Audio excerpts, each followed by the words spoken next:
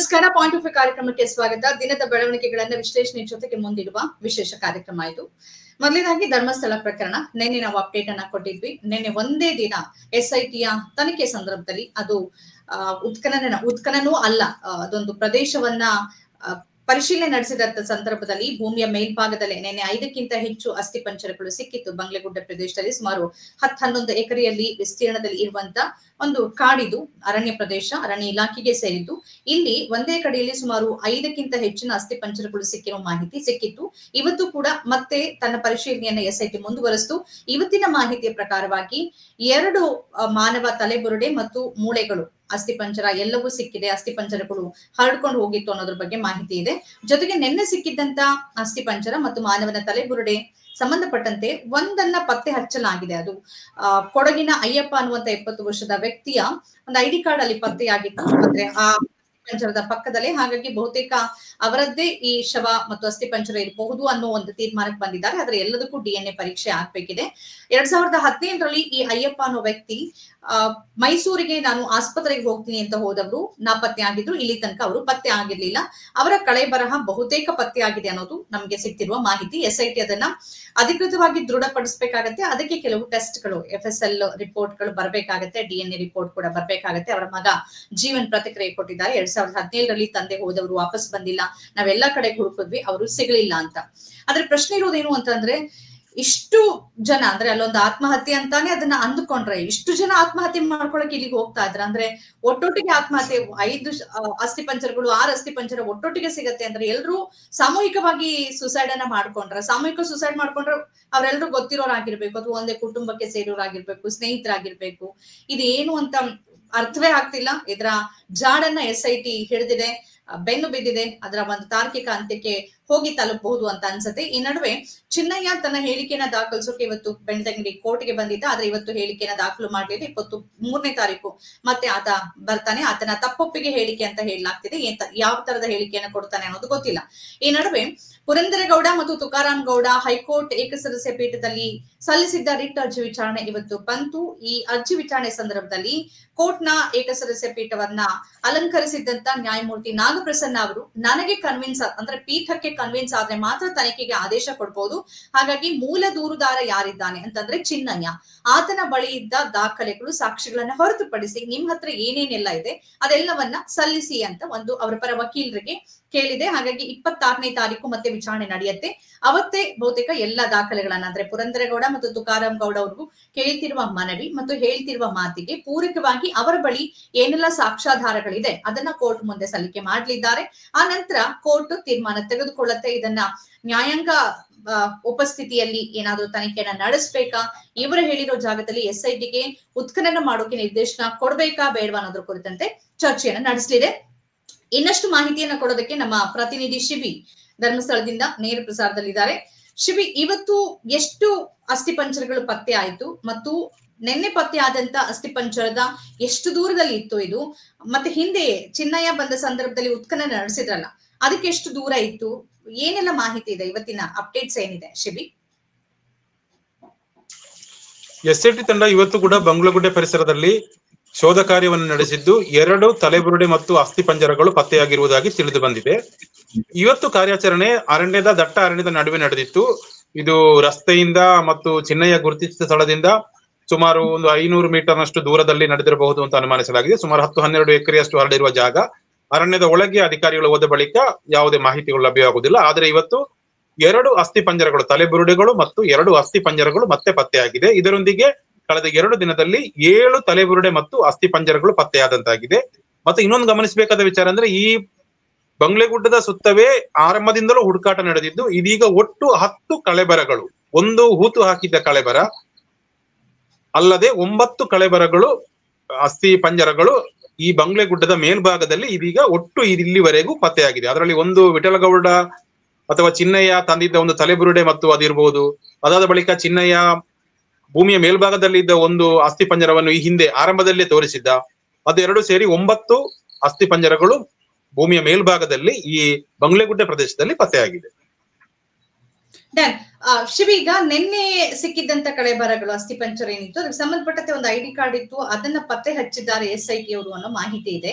ಈ ಬಗ್ಗೆ ಏನ್ ಡೀಟೇಲ್ಸ್ ಇದೆ? ಮತ್ತು ಚಿನ್ನಯ್ಯ ತಪ್ಪೊಪ್ಪಿಗೆ ಹೇಳಿಕೆಯನ್ನ ತಾನು ಮೊದಲು ನ್ಯಾಯಾಧೀಶರ ಮುಂದೆ ನೀಡಿದ್ದ ಹೇಳಿಕೆಯನ್ನ ಬದಲಾಯಿಸುವ ಇರಾದೆಯಲ್ಲಿದ್ದಾನ? ಈ ಬಗ್ಗೆ ಏನ್ ಮಾಹಿತಿ ಸಿಗ್ತಾ ಇದೆ ಶಿಬಿ ತಮ್ಗೆ? ಇದರಲ್ಲಿ ಲಭಿಸುತ್ತಿರುವ ಮಾಹಿತಿಯಂತೆ ಚಿನ್ನಯ್ಯನನ್ನು ಇವತ್ತು ಬೆಳ್ತಂಗಡಿ ನ್ಯಾಯಾಲಯಕ್ಕೆ ಹಾಜರುಪಡಿಸಲಾಗಿದ್ದು, ನ್ಯಾಯಾಲಯದಲ್ಲಿ ಆತ ಇನ್ನೊಂದು ಹೇಳಿಕೆಯನ್ನು ನೀಡಲು ಸಿದ್ಧನಾಗಿದ್ದಾನೆ ಎಂಬ ಮಾಹಿತಿಗಳು ಲಭ್ಯವಾಗ್ತಾ ಇದೆ. ಅಂದ್ರೆ ಈ ಹಿಂದೆ ಆತ ಆರಂಭದಲ್ಲಿ ಸಾಕ್ಷಿ ದೂರುದಾರನಾಗಿ ಬಂದು ಒಂದು ಹೇಳಿಕೆಯನ್ನು ನೀಡಿದ್ದ. ಇದಾದ ಬಳಿಕ ಆತನನ್ನು ತಲೆಬುರುಡೆ ವಿಚಾರದಲ್ಲಿ ಆತನನ್ನು ಬಂಧಿಸಲಾಗಿತ್ತು. ಆಗ ಕೂಡ ಆತ ಮುಚ್ಚಿದ ಕೋಣೆಯೊಳಗೆ ನ್ಯಾಯಾಧೀಶರ ಮುಂದೆ ಒಂದು ತನ್ನ ಹೇಳಿಕೆಯನ್ನು ದಾಖಲಿಸಿಕೊಂಡಿದ್ದ. ಇದೀಗ ಮೂರನೆಯ ಹೇಳಿಕೆಯನ್ನು ದಾಖಲಿಸಲು ಆತ ಸಿದ್ಧನಾಗಿರುವುದಾಗಿ ತಿಳಿದು ಬಂದಿದೆ. ಇವತ್ತು ನ್ಯಾಯಾಲಯಕ್ಕೆ ಆಗಮಿಸಿದ ಸಂದರ್ಭದಲ್ಲಿ ಈತ ನೀನು ನ್ಯಾಯಾಲಯಕ್ಕೆ ಕರೆತಂದು ನ್ಯಾಯಾಧೀಶರ ಮುಂದೆ ಕರೆತೊಯ್ಯಲಾಗಿದ್ದು, ಅಲ್ಲಿ ನ್ಯಾಯಾಧೀಶರ ಮುಂದೆ ಈತ ತಾನು ಹೊಸ ಹೇಳಿಕೆಯನ್ನು ದಾಖಲಿಸುವುದಾಗಿ ಹೇಳಿಕೆ ಕೊಟ್ಟಿದ್ದಾನೆ ಅಂತ ತಿಳಿದು ಬಂದಿದೆ. ಅದರಂತೆ ಆತನ ಹೇಳಿಕೆಯನ್ನು ದಾಖಲಿಸುವ ಕಾರ್ಯಕ್ಕೆ ದಿನಾಂಕವನ್ನು ಕೂಡ ನ್ಯಾಯಾಧೀಶರು ನಿಗದಿಪಡಿಸಿದ್ದಾರೆ. ಬಹುತೇಕ ಚಿನ್ನಯ್ಯ ತಪ್ಪೊಪ್ಪಿಗೆ ಹೇಳಿಕೆ ನೀಡುತ್ತಿರುವುದಾಗಿ ತಿಳಿದು ಬಂದಿದೆ. ಓಕೆ, ಅಂದ್ರೆ ತಾನು ಮೊದಲು ನೀಡಿದಂತ ಹೇಳಿಕೆ ತಪ್ಪಾಗಿತ್ತು, ನಾನು ಈಗ ಸರಿಯಾದ ಹೇಳಿಕೆ ನೀಡ್ತೀನಿ, ಅದೆಲ್ಲವೂ ತಪ್ಪು ಅಥವಾ ಯಾರು ಹೇಳ್ಕೊಟ್ರು ಅನ್ನೋ ರೀತಿಯಲ್ಲಿ ಆತ ಹೇಳಿಕೆಯನ್ನ ಬದಲಾಯಿಸಲಿದ್ದಾನ ಶಿಬಿ? ಆ ರೀತಿಯಾಗಿ ಅನಿಸ್ತಾ ಇದೆ. ಯಾಕಂದ್ರೆ ಆತನೊಂದಿಗಿದ್ದ ವಕೀಲರುಗಳ ಸಂಪರ್ಕವನ್ನು ಆರಂಭದಲ್ಲೇ ಕಡಿದುಕೊಂಡ. ಆಗಿನಿಂದ ಈತನೊಂದಿಗೆ ಯಾವುದೇ ಸಂಪರ್ಕ ಈ ಹೋರಾಟಗಾರರಿಗಾಗ್ಲಿ ವಕೀಲರುಗಳಿಗಾಗ್ಲಿ ಇಲ್ಲ. ಆದ್ದರಿಂದ ಈತ ಈಗ ಹೊಸ ಹೇಳಿಕೆಯನ್ನು ನೀಡಲಿಕ್ಕೆ ಮುಂದಾಗಿದ್ದಾನಂದ್ರೆ ಅದು ಯಾರದೋ ಒತ್ತಡದಿಂದ ತಾನು ಈ ರೀತಿಯಾಗಿ ಹೇಳಿದ್ದೇನೆ ಎಂಬ ಹೇಳಿಕೆ ಇರಬಹುದು ಎಂಬ ಅನುಮಾನ ವ್ಯಕ್ತ ಆಗ್ತಾ ಇದೆ. ಆದ್ರೆ ಆತ ಆರಂಭದಲ್ಲಿ ಆತನನ್ನು ಒಬ್ಬನನ್ನೇ, ವಕೀಲರನ್ನು ಸಮೇತ ಹೊರಗಡೆ ಇಟ್ಟು ಆತನನ್ನು ಒಬ್ಬನನ್ನೇ ನ್ಯಾಯಾಧೀಶರ ಮುಂದೆ ಕರೆದೊಯ್ದು ನ್ಯಾಯಾಧೀಶರು ಹೇಳಿಕೆಯನ್ನು ಪಡ್ಕೊಂಡಿದ್ರು. ಪ್ರಥಮ ಬಾರಿಗೆ ಆತ ಸಾಕ್ಷಿ ದೂರುದಾರನಾಗಿ ಬಂದಾಗ ವಕೀಲರು ಅವನ ಜೊತೆ ಇರ್ತೇನೆ, ಅವನಿಗೆ ಹೇಳಲಿಕ್ಕೆ ಸಾಧ್ಯ ಆಗುದಿಲ್ಲ ಎಂಬ ವಾದವನ್ನು ಮುಂದಿಟ್ಟರು ಕೂಡ ಅದನ್ನು ಒಪ್ಪದೆ ನ್ಯಾಯಾಧೀಶರು ಒಬ್ಬನೇ ಬಂದು ಹೇಳಿಕೆ ನೀಡಬೇಕು ಎಂದು ಹೇಳಿದ್ರು. ಅದರಂತೆ ಆತನ ಒಬ್ಬನಿಂದಲೇ ಹೇಳಿಕೆಯನ್ನು ಪಡೆದಿದ್ರು. ಅದಾದ ಬಳಿಕ ಆತನ ಬಂಧನವಾದ ಬಳಿಕ ಕೂಡ ಇನ್ನೊಮ್ಮೆ ಹೇಳಿಕೆ ಪಡೆದಿದ್ರು. ಈ ಎರಡೂ ಹೇಳಿಕೆಯನ್ನು ಬಿಟ್ಟು ಈತ ಈಗ ಹೊಸ ಹೇಳಿಕೆಯನ್ನು ನೀಡಲು ಮುಂದಾಗ್ತಾ ಇದ್ದಾನೆ. ಓಕೆ, ಈಗ ಪತ್ತೆಯಾಗಿರೋ ID ಕಾರ್ಡ್ ಅನ್ವಯ ಮತ್ತೆ ಅದನ್ನ ಹುಡುಕಿದ್ದಾರೆ, SIT ಮೂಲ ಪತ್ತೆ ಹಚ್ಚಿದ್ದಾರೆ, ಅಯ್ಯಪ್ಪ ಅನ್ನೋ ವ್ಯಕ್ತಿ ಅನ್ನೋ ಮಾಹಿತಿ ಇದೆ. ಈ ಬಗ್ಗೆ ಏನ್ ಡೀಟೇಲ್ಸ್ ಇದೆ? ಇದು ಅಯ್ಯಪ್ಪ ಎನ್ನುವ ವ್ಯಕ್ತಿ ಕಳೆದ ಹಲವು ವರ್ಷಗಳ ಹಿಂದೆ ನಾಪತ್ತೆಯಾಗಿದ್ರು. ಅವರ ID ಕಾರ್ಡ್ ನಿನ್ನೆ ಪತ್ತೆಯಾಗಿತ್ತು. ಆ ಮೃತದೇಹದ ಅವಶೇಷಗಳು ಲಭಿಸಿದ ಸ್ಥಳದ ಪಕ್ಕದಲ್ಲಿ ಒಂದು ID ಕಾರ್ಡ್ ನಿನ್ನೆ ಪತ್ತೆಯಾಗಿತ್ತು. ಒಂದು ವಾಕಿಂಗ್ ಸ್ಟಿಕ್ ಕೂಡ ಪತ್ತೆಯಾಗಿತ್ತು ಅಂತ ಮಾಹಿತಿ ಲಭ್ಯವಾಗ್ತಾ ಇದೆ. ಈ ID ಕಾರ್ಡ್ ಅನ್ನು ಇಟ್ಟುಕೊಂಡು ಹುಡುಕಿದಾಗ ಈ ID ಕಾರ್ಡ್ ನ ಗುರುತನ್ನು ಪತ್ತೆ ಹಚ್ಚಿ ಹುಡುಕಿದಾಗ ಈ ವ್ಯಕ್ತಿಗೆ ಸಂಬಂಧಿಸಿದ ಈ ID ಕಾರ್ಡ್ಗೆ ಸಂಬಂಧಿಸಿದ ವ್ಯಕ್ತಿಗಳನ್ನು ಪತ್ತೆ ಹಚ್ಚುವಲ್ಲಿ SIT ತಂಡ ಯಶಸ್ವಿಯಾಗಿದೆ. ಅವರು ಈ ಬಗ್ಗೆ ಸ್ಪಷ್ಟವಾದ ಮಾಹಿತಿಯನ್ನು ಕೂಡ ನೀಡಿದ್ದಾರೆ. ಅವರು ಮೈಸೂರಿಗೆ ಅಂತ ಹೋದವರು ಮತ್ತೆ ನಾಪತ್ತೆಯಾಗಿದ್ರು. ಆ ಬಗ್ಗೆ ಅಲ್ಲಿನ ಪೊಲೀಸ್ ಠಾಣೆಯಲ್ಲಿ ಪ್ರಕರಣ ಕೂಡ ದಾಖಲಾಗಿದೆ, ನಾಪತ್ತೆ ಪ್ರಕರಣ ಕೂಡ ದಾಖಲಾಗಿದೆ.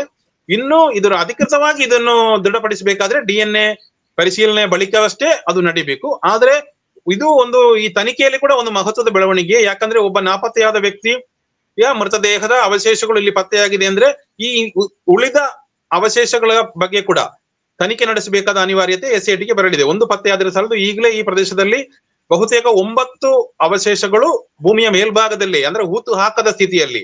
ಈ ಪ್ರಕರಣಗಳ EDR ಕೂಡ ಧರ್ಮಸ್ಥಳದ ಠಾಣೆಯಲ್ಲಿ ಅಥವಾ ಬೆಳ್ತಂಗಡಿ ಠಾಣೆಯಲ್ಲಿ ದಾಖಲಾಗಿರುವ ಸಾಧ್ಯತೆಗಳು ತುಂಬಾ ಕಡಿಮೆ ಇದೆ. ಯಾಕಂದ್ರೆ ಈ ಮೃತದೇಹಗಳನ್ನು ಹೂತು ಹಾಕಿಲ್ಲ. ಆದ್ದರಿಂದ ಇದರ ಮೂಲವನ್ನು ಹುಡುಕಬೇಕಾದ ಅನಿವಾರ್ಯತೆ SITಗೆ ಬರಲಿದೆ. ಓಕೆ, ಈಗ ಮಂತ್ರವಾದಿಗಳು ಅದ್ರ ಮಾಟ ಮಂತ್ರ ವಾಮಾಚಾರ ಮಾಡಿರುವಂತ ಕುರುಹುಗಳಿದೆ ಅಂತ ವಿಠಲ್ ಗೌಡ ಕೂಡ ಹೇಳಿದ್ರು. SIT ಆ ಆಯಾಮದಲ್ಲಿ ತನಿಖೆ ನಡೆಸಿದ್ಯಾ? ಇದಕ್ಕೆ ಸಂಬಂಧಪಟ್ಟಂತೆ ಯಾರನ್ನಾದ್ರೂ ವಿಚಾರಣೆಗೆ ಕರೆಸಬಹುದಾ? ಏನ್ ಡೀಟೇಲ್ಸ್ ಇದೆ ಶಿಬಿ? ವಿಠಲಗೌಡನ ಹೇಳಿಕೆಯ ಬಳಿಕ SIT ಈ ಬಗ್ಗೆ ಗಂಭೀರವಾಗಿ ಪರಿಶೀಲನೆ ನಡೆಸಿದೆ. ಹಲವರಿಂದ ಮಾಹಿತಿಗಳನ್ನು ಸಂಗ್ರಹಿಸುವ ಕಾರ್ಯವನ್ನು ಮಾಡಿದ್ದಾರೆ. ಪೊಲೀಸ್ ಇಲಾಖೆಯಿಂದ ಇರ್ಬೋದು ಅಥವಾ ಹೊರಗಿನ ವ್ಯಕ್ತಿಗಳಿಂದ ಇರ್ಬೋದು, ಹಲವರಿಂದ ಮಾಹಿತಿ ಸಂಗ್ರಹಿಸುವ ಕಾರ್ಯವನ್ನು SIT ತಂಡ ನಡೆಸಿದೆ. ಆದ್ರೆ ಈ ಬಗ್ಗೆ ಯಾವೆಲ್ಲ ಮಾಹಿತಿ SITಗೆ ಸಿಕ್ಕಿದೆ ಎಂಬುದು ಸ್ಪಷ್ಟ ಆಗಿಲ್ಲ. ಆದ್ರೆ ಈ ನಿಟ್ಟಿನಲ್ಲಿ ಕೂಡ SIT ತಂಡ ಹಲವರಿಂದ ಮಾಹಿತಿಗಳನ್ನು ಈಗಾಗಲೇ ಸಂಗ್ರಹಿಸಿಕೊಂಡಿದೆ. ಈ ಬಗ್ಗೆ SIT ಯಾವುದೇ ಅಧಿಕೃತವಾದ ಹೇಳಿಕೆಯನ್ನು ನೀಡಲಿಲ್ಲ. ಅಲ್ಲಿ ಏನು ಸಿಕ್ಕಿದೆ ಅಥವಾ ವಿಠಲಗೌಡ ಹಲವು ವಸ್ತುಗಳನ್ನು ಅಲ್ಲಿ ನೋಡಿದ್ದೇನೆ ಎಂಬುದಾಗಿ ಹೇಳಿಕೆ ನೀಡಿದ್ದ. ಆದ್ರೆ ಯಾವ ವಸ್ತುಗಳು ಸಿಕ್ಕಿದೆ ಎಂಬ ಬಗ್ಗೆ ಈವರೆಗೂ SIT ತಂಡದವರು ಯಾವುದೇ ಮಾಹಿತಿಗಳನ್ನು ನೀಡಿಲ್ಲ. ಓಕೆ ಶಿಬಿ, ಈಗ ಒಂದ್ ಕಡೆ 5 ಅಸ್ಥಿ ಪಂಜರ ಒಟ್ಟಿಗೆ ಪತ್ತೆ ಆಗೋದು. ಈಗ ಅಯ್ಯಪ್ಪ ಅಂತಾನೆ ಅಂದ್ಕೊಳ್ಳಿ, ಯಾರು ಗೊತ್ತಿರೋರು ಸಾಮೂಹಿಕವಾಗಿ ಸುಸೈಡ್ ಅಂತೂ ಮಾಡ್ಕೊಳ್ಳೋಕ್ ಚಾನ್ಸಸ್ ಇಲ್ಲ, ಬಹಳ ಕಡಿಮೆ ಇರುತ್ತೆ. ಮತ್ತೆ ಇನ್ನೊಂದು ಕಡೆ ಇವತ್ತು 2 ಕಡೆ ಸಿಕ್ಕಿದೆ. ಒಟ್ಟು ನೀವೇ ಹೇಳ್ದಂಗೆ ಇದೇ ಪ್ರದೇಶದಲ್ಲಿ 9 ಸಿಕ್ಕಿದೆ. ಸ್ಥಳೀಯರು ಏನಂತಾರೆ? ತಮ್ಮ ಪಕ್ಕದಲ್ಲಿರುವ ಒಂದು ಅರಣ್ಯ ಪ್ರದೇಶದಲ್ಲಿ ರಾಶಿ ರಾಶಿ ಹೆಣಗಳು ಅಥವಾ ಈ ತರದ ಅಸ್ಥಿಪಂಜರ ಸಿಗ್ತಿರೋದಕ್ಕೆ ಏನ್ ಪ್ರತಿಕ್ರಿಯೆ ಒಟ್ಟು ಏನ್ ಅಭಿಪ್ರಾಯ ವ್ಯಕ್ತಪಡಿಸ್ತಾರೆ ಸ್ಥಳೀಯರು ಶಿಬಿ? ಅಂದ್ರೆ ಸ್ಥಳೀಯರು ಟೋಟಲಿ ಇದ್ರ ಬಗ್ಗೆ ಅವರು ಅದೇ ನಾನು ನಿನ್ನೆ ಹೇಳಿದ ಹಾಗೆ ಈ ಬಂಗ್ಲೆಗುಡ್ಡವನ್ನು ಒಂದು ರೀತಿ ಭಯ ಮತ್ತು ಅನುಮಾನದಿಂದ ನೋಡುವಂತಹ ಒಂದು ಸ್ಥಳ ಇದು. ಇಲ್ಲಿಗೆ ಸ್ಥಳೀಯರು ಯಾರು ಹೋಗುವುದಿಲ್ಲ. ಹೋಗದ ಕಾರಣದಿಂದಲೇ ಇಲ್ಲಿನ ಯಾವುದೇ ಮೃತದೇಹದ ಬಗೆಗಿನ ಯಾವುದೇ ಮಾಹಿತಿಗಳು, ಅಂದ್ರೆ ಹಲವು ವರ್ಷಗಳ ಹಿಂದಿನ ಮೃತದೇಹಗಳು ಈಗ ಪತ್ತೆಯಾಗಿರುವಂತದ್ದು, ಈ ಬಗ್ಗೆ ಯಾವುದೇ ಮಾಹಿತಿಗಳು ಹೊರಗಡೆ ಬಂದಿಲ್ಲ. ಅಂದ್ರೆ ಅರಣ್ಯ ಇಲಾಖೆಯವರು ಕೂಡ ಈ ಪ್ರದೇಶಕ್ಕೆ ಹೋಗ್ತಿಲ್ಲ ಎಂಬುದು ಇನ್ನೊಂದು ವಿಚಾರ.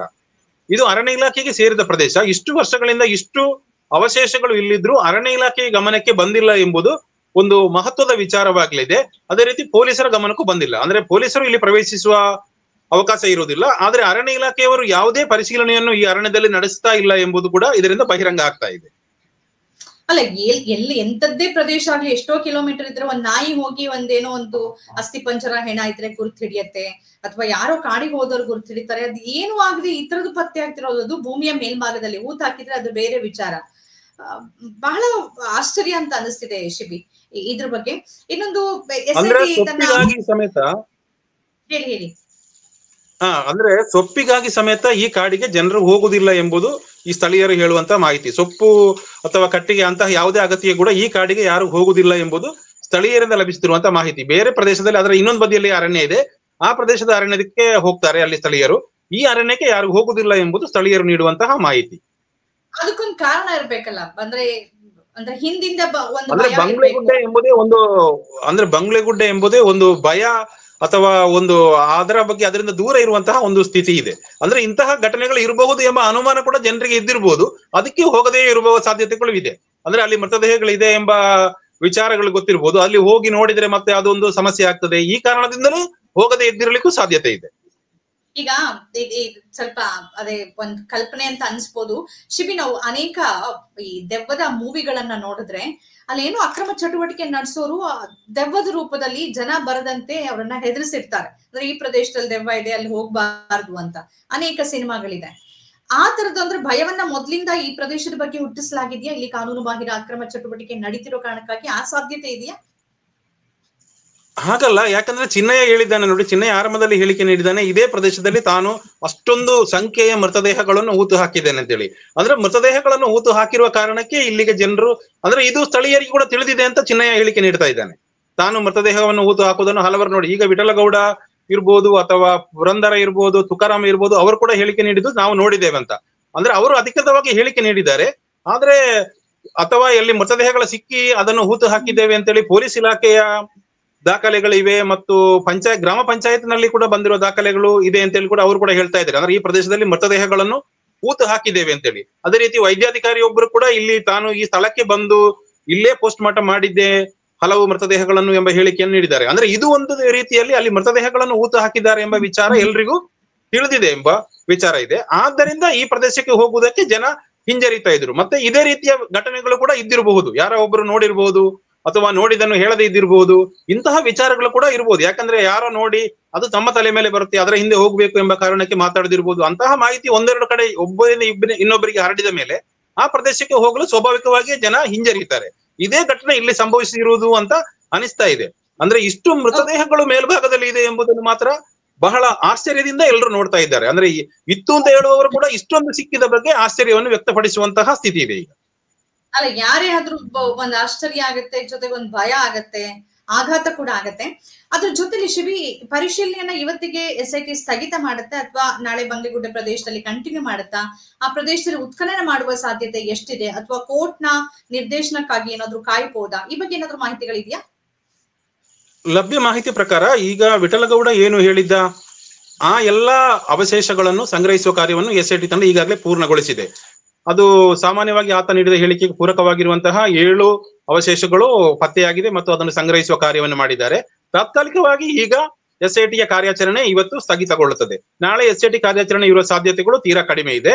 ಮತ್ತೆ ನ್ಯಾಯಾಲಯದಲ್ಲಿ ನಡೆದ ವಿಚಾರ ಕೂಡ, ನ್ಯಾಯಾಲಯ ಕೂಡ ಇನ್ನಷ್ಟು ಸಾಕ್ಷ್ಯಗಳನ್ನು ಕೇಳಿದೆ. ಯಾಕಂದ್ರೆ ಚಿನ್ನಯ್ಯ ಒಂದ್ಸರಿ ಹೇಳಿ ಅದರಿಂದ ಹಿಂದೆ ಸರಿದಿದ್ದಾನೆ. ಈ ಹಿನ್ನೆಲೆಯಲ್ಲೇ ಇರಬಹುದು ಹೈಕೋರ್ಟ್ ಕೂಡ ತಮಗೆ ಪೂರಕವಾದ ಮಾಹಿತಿ ಮತ್ತು ಎಲ್ಲವನ್ನು ಹೈಕೋರ್ಟ್ ಕೂಡ ಕೇಳಿದೆ. ಅಂದ್ರೆ ನ್ಯಾಯಾಲಯದ ಆದೇಶ ಏನ್ ಬರ್ತದೆ ಎಂಬುದನ್ನು ಕೂಡ ಒಂದಿಷ್ಟು SIT ಗಮನಿಸ್ತಾ ಇರಬಹುದು. ಆದ್ರೆ ಇನ್ನೊಂದು ಜಯಂತ್ ನೋಡಿದ ಒಂದು ಪ್ರದೇಶ ಕೂಡ ಇದೆ. ಇದರ ಬಗ್ಗೆ SIT ಯಾವ ನಿರ್ಧಾರ ತೆಗೆದುಕೊಳ್ಳುತ್ತದೆ ಎಂಬುದನ್ನು ಕೂಡ ತಿಳಿದು ಬಂದಿಲ್ಲ. SIT ಮುಖ್ಯಸ್ಥರು ಕಳೆದ ವಾರ ಬೆಳ್ತಂಗಡಿಗೆ ಬಂದಿದ್ರು. ಅವರು ಬಂದು ಹೋದ ಬಳಿಕ ಈ ಎಲ್ಲ ಬೆಳವಣಿಗೆಗಳು ನಡೆದಿದೆ. ಎಲ್ಲ ಸಿದ್ಧತೆಗಳನ್ನು ಮಾಡಿಕೊಂಡು ಇದನ್ನು ಮಾಡಿದ್ದಾರೆ. ಮುಂದಿನ ವಾರ ಏನು ಕಾರ್ಯಾಚರಣೆ ಇದೆ ಎಂಬುದು ಇನ್ನು ಶನಿವಾರದ ವೇಳೆಗೆ ಸ್ಪಷ್ಟವಾಗ್ತದೆ. SIT ಮುಖ್ಯಸ್ಥರು ಬೆಳ್ತಂಗಡಿ ಬರುವ ಸಾಧ್ಯತೆಗಳಿವೆ. ಅವರು ಬಂದ ಬಳಿಕ ಈವರೆಗೆ ನಡೆದಿರುವ ವಿಚಾರಗಳ ಬಗ್ಗೆ ಸಭೆಗಳು ನಡೆದು ಆ ಸಭೆಯ ಬಳಿಕ ಮುಂದಿನ ನಿರ್ಧಾರ ಏನು, ಮುಂದಿನ ತನಿಖೆ ಏನು ಎಂಬ ಬಗ್ಗೆ ನಿರ್ಧಾರಗಳನ್ನು ತೆಗೆದುಕೊಳ್ಳುವ ಸಾಧ್ಯತೆ ಇದೆ. ಶಿಬಿ, ಹೋರಾಟಗಾರರು ಮೊದಲಿಂದ ವಿಶ್ವಾಸದಲ್ಲಿದ್ರು, ಆ ನಂತರವೂ ಅವರು ವಿಚಾರಣೆಗೆ ಹಾಜರಾದ್ರು, ವಿಶ್ವಾಸದಲ್ಲೇ ಇದ್ರು. ಚಿನ್ನಯ್ಯ ಹೇಳಿಕೆಯನ್ನ ಬದಲಾಯಿಸಿದ್ರು ಕೂಡ ಈಗ ಅಲ್ಲಿ ಸಿಗ್ತಿರುವಂತ ರಾಶಿ ಮೂಳೆ ಅಸ್ಥಿ ಪಂಜರಗಳು ಅವರ ಆತ್ಮವಿಶ್ವಾಸವನ್ನು ಇನ್ನಷ್ಟು ಹೆಚ್ಚಿದೆಯಾ? ಮತ್ತು ಅವ್ರು ಏನ್ ಮೊದಲಿಂದ ಹೇಳ್ಕೊಂಡ್ ಬಂದಿದ್ರು ಆ ಹೇಳಿಕೆಗಳಿಗೆ ಇವತ್ತು ಸ್ಟಿಕ್ ಆನ್ ಆಗಿದ್ದಾರೆ. ಜಯಂತ್ ಪ್ರಶ್ನೆ ಮಾಡ್ತಿದ್ದಾರೆ, ಆತ್ಮಹತ್ಯೆ ಮಾಡ್ಕೊಳಕ್ಕೆ ಸಾಮೂಹಿಕವಾಗಿ ಒಟ್ಟಿಗೆ ಬಂದು ಆತ್ಮಹತ್ಯೆ ಮಾಡ್ಕೊಳ್ತಾರ, ಒಂದೇ ಪ್ರದೇಶಕ್ಕೆ ಬರ್ತಾರ ಅಂತ ಪ್ರಶ್ನೆಗಳ ಮೇಲೆ ಪ್ರಶ್ನೆಯನ್ನ ಕೇಳ್ತಿದ್ದಾರೆ. ಅಂದ್ರೆ ಅವರೆಲ್ರಿಗೂ ಇದ್ರ ಬಗ್ಗೆ ಒಂದು ಅರಿವು ಇತ್ತ? ಚಿನ್ನಯ್ಯ ಬದಲಾಗಿರ್ಬೋದು, ಆದ್ರೆ ಆತ ಒಂದು ಶುರು ಮಾಡಿ ಹೋಗಿದ್ದಾನೆ. ಅದನ್ನ SIT ಒಂದು ತಾರ್ಕಿಕ ಅಂತ್ಯಕ್ಕೆ ಕೊಂಡೊಯ್ಯಲೇಬೇಕು. ಇಷ್ಟೆಲ್ಲ ಅಸ್ಥಿ ಪಂಜರಗಳು ಸಿಕ್ಕ ನಂತರದಲ್ಲಿ ಅದನ್ನ ಚಿನ್ನಯ್ಯನ ರೀತಿ ಅರ್ಥಕ್ಕೆ ಬಿಡಕ್ಕಂತೂ ಸಾಧ್ಯ ಇಲ್ಲ. ಈ ಬಗ್ಗೆ ಏನೆಲ್ಲ ಮಾಹಿತಿ ಇದೆ ಶಿಬಿ? ಅಂದ್ರೆ ಹೋರಾಟಗಾರರು ಪ್ರತಿಯೊಬ್ಬರು ನಿನ್ನೆ ಬಂಗ್ಲೆಗುಡ್ಡೆ ಪರಿಸರದಲ್ಲಿ SIT ತಂಡ ಪರಿಶೀಲನೆ ನಡೆಸಿದ ಬಳಿಕ ತಮ್ಮ ಹೇಳಿಕೆಗಳನ್ನು ಬಿಡುಗಡೆ ಮಾಡಿದ್ರು, ವಿಡಿಯೋಗಳನ್ನು ಬಿಡುಗಡೆ ಮಾಡಿದ್ರು. ಅವರು ತಾವು ಆರಂಭದಿಂದಲೂ ಹೇಳ್ತಾ ಇದ್ದದ್ದು ಇದೆ, ಅದು ಈಗ ಸತ್ಯವಾಗಿದೆ ಎಂಬ ರೀತಿಯಲ್ಲಿ ಜಯಂತ್ ಇರ್ಲಿ, ಮಟ್ಟಣ್ಣವರಿರ್ಲಿ ಹೇಳಿಕೆಗಳನ್ನು ಬಿಡುಗಡೆ ಮಾಡಿದ್ರು. ಅವರು ವಿಚಾರಣೆಯನ್ನು ಎದುರಿಸುವ ಸಂದರ್ಭದಲ್ಲಿ ಕೂಡ ಅವರು ಹೇಳ್ತಾ ಇರುವಂತದ್ದು, ನಮ್ಮಲ್ಲಿ ಇದ್ದ ಈ ಹಿಂದೆ ಕೂಡ 1 ವರ್ಷಗಳ ಹಿಂದೆ ಹೋರಾಟದ ಸಂದರ್ಭದಲ್ಲಿ ಕೂಡ ಅವರು ಹೇಳ್ತಾ ಇದ್ರು, ನಮ್ಮನ್ನು ವಿಚಾರಣೆಗೆ ಒಳಪಡಿಸಿ ನಾವು ಮಾಹಿತಿಗಳನ್ನು ಕೊಡ್ತೇವೆ ಎಂಬ ಹೇಳಿಕೆಯನ್ನು ಆರಂಭದಿಂದಲೇ ಗಿರೀಶ್ ಮಟ್ಟಣ್ಣವರು ಮತ್ತು ಜಯಂತ್ ಹೇಳ್ತಾನೆ ಇದ್ರು. ಆ ಹೇಳಿಕೆಗಳಿಗೆ ಪೂರಕವಾಗಿ ಅವರನ್ನು ವಾರಗಟ್ಟಲೆ ವಿಚಾರಣೆ ನಡೆಸಿದ್ದಾರೆ. ಈ ವಿಚಾರಣೆಯ ಬಳಿಕ ಕೂಡ ಅವರು ನಿನ್ನೆ ಬಿಡುಗಡೆ ಮಾಡಿರುವ ವಿಡಿಯೋ ಹೇಳಿಕೆಗಳಲ್ಲಿ ಕೂಡ ತಾವು ಹೇಳಿದ್ದು ಸರಿಯಾಗಿಯೇ ಇದೆ, ತಾವು ಎಲ್ಲ ಮಾಹಿತಿಗಳನ್ನು SITಗೆ ಕೊಟ್ಟಿದ್ದೇವೆ, ಅವರು ತನಿಖೆ ನಡೆಸುತ್ತಾರೆ ಎಂಬ ವಿಚಾರವನ್ನೇ ಇವರಿಬ್ಬರು ಮುಂದಿಡ್ತಾ ಇದ್ದಾರೆ. ಓಕೆ ಶಿಬಿ, ಇಷ್ಟೊತ್ತು ಇವತ್ತಿನ ಅಪ್ಡೇಟ್ಸ್ ಅನ್ನ ಕೊಟ್ಟಿದ್ದಕ್ಕೆ ಧನ್ಯವಾದ. ನಮಸ್ಕಾರ. ಧರ್ಮಸ್ಥಳದ ಪ್ರಕರಣ ಮುಂದುವರಿತಾ ಇದೆ. ಒಂದ್ ಕಡೆಯಲ್ಲಿ ಕೋರ್ಟ್ ನಲ್ಲಿ ರಿಟ್ ಅರ್ಜಿ ವಿಚಾರಣೆ ನಡೀತಾ ಇದೆ, ಅದು 26ಕ್ಕೆ ಮುಂದೂಡಿಕೆ ಆಗಿದೆ. ಇನ್ನೊಂದು ಕಡೆಯಲ್ಲಿ SIT ಅದರ ಪಾಡಿಗೆ ತನ್ನ ತನಿಖೆಯನ್ನ ಮುಂದುವರಿಸ್ತಾ ಇದೆ.